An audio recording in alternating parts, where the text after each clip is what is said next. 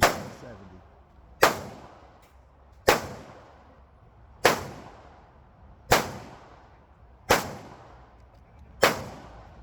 And also Me, My Sons, and Guns take 199.99.99.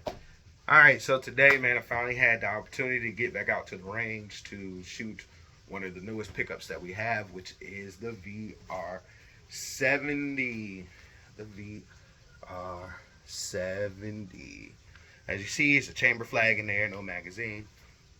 But man, I'm just gonna be 100% honest with you. This is a beautiful, beautiful, beautiful gun.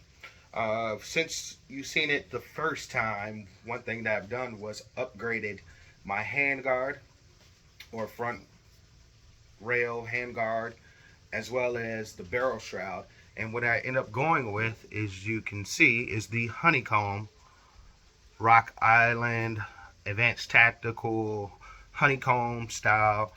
It came with the honeycomb style grip as well. The Rock Island VR80 upgrade. All right, so my thoughts of this gun, and after playing with it and really doing my research on it and going back and forth with I want to say they're Dimer Arms from Turkey. What I got for the conclusion of that is the upper itself, even the upper receiver, is all VR80. It even has the buffer and buffer spring just like the VR80.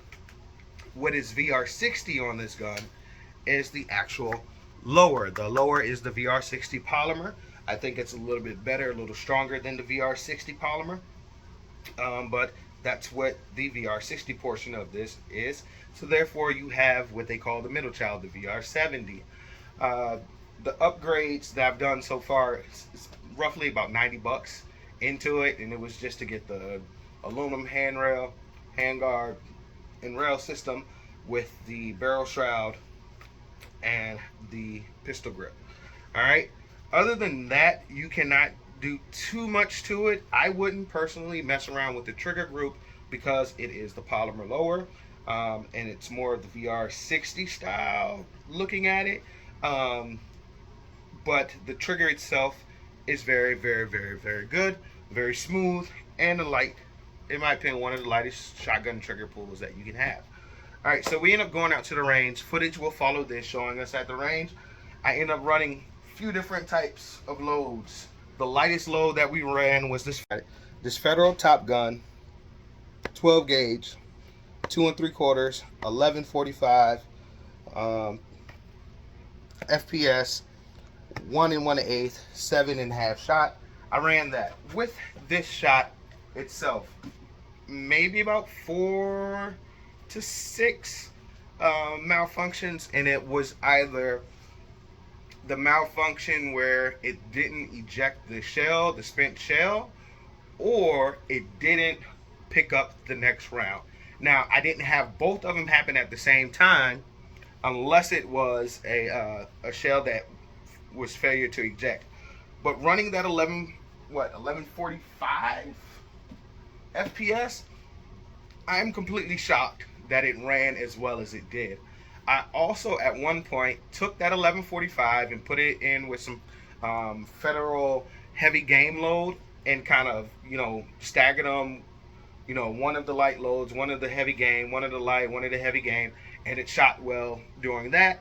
I also have taken that, which you would see in the footage, and added some buckshot with the light load, with some Winchester Universal and the Federal Top Gun, and that ran with no issues. But like I said, maybe 4 to 8 issues out of the 80 rounds that we ran today, simply because I went with the shot that even the manuals say is too light to break in this gun with. I was just curious. Wasn't a bother to me. The other round that we ran, which was the heaviest velocity round, I think, on the day, yep, was this stuff here. Man, ran smooth. I also ran this here, 1250, no issues. And then I ran some of this buckshot that I really like. I really like it because it's consistent, a great pattern, as well as it's fairly cheap. and it still is this Fetter double aught buckshot. So that's pretty much what we did. Also in the footage, which you will see every now and then, you'll see me take a break and it looks like I'm unscrewing something. I started the video out with a modified choke in. When I decided to run the lighter stuff, I went from the modified choke to a full choke, which ran the bird shot.